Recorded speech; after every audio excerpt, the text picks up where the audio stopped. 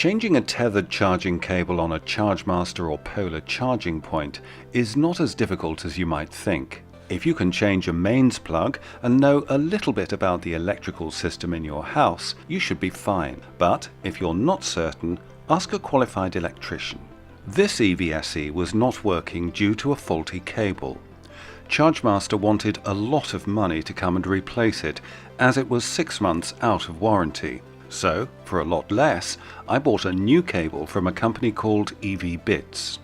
Before starting, cut the power to the unit. Although it seems counterintuitive, in order to replace the cable, you need to remove the charging point from the wall. This is because the screws that hold it all together can only be accessed once it is off the wall. Remove the cover of the junction box below the unit. What you're going to do is to remove the box and the flexible trunking that runs between the box and the EVSE in one go. Again, double check there is no power. On my box, the installer had crimped the cables together, so I cut these. Now loosen the plastic bolt holding the trunking to the box.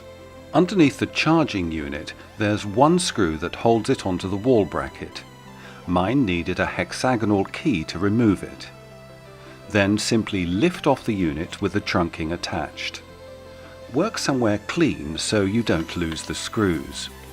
You need to remove all these screws, including the one with the sticker that says "Warranty void if removed." Then carefully take off the cover so as not to disturb the multi-way connectors on the wires running to it. Take photos. We used an iPad as it's easier to see where everything goes. It's much the safest way to check you're reconnecting the wires correctly. There are 4 wires to disconnect: the earth, the control, and the live and neutral. We found that after disconnecting these wires, it was easier to bring in the new cable and fix it to the body of the unit before making the new internal connections. Once done, use a fairly meaty cable tie to retain the cable and tighten up the nut on the gland as tight as possible. Then connect up the new cables. We started with the control as it's more fiddly to get into the small screw-in connector. Check with your picture, remember.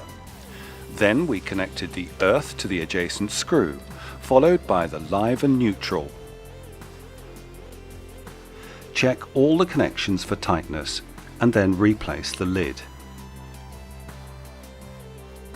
All that remains is to reattach the unit to the wall and rewire the junction box. Now, the moment of truth. Repower the unit.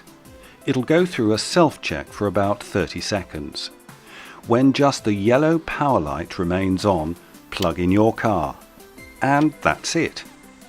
My thanks to EVSE for their help and advice. Link in the description below.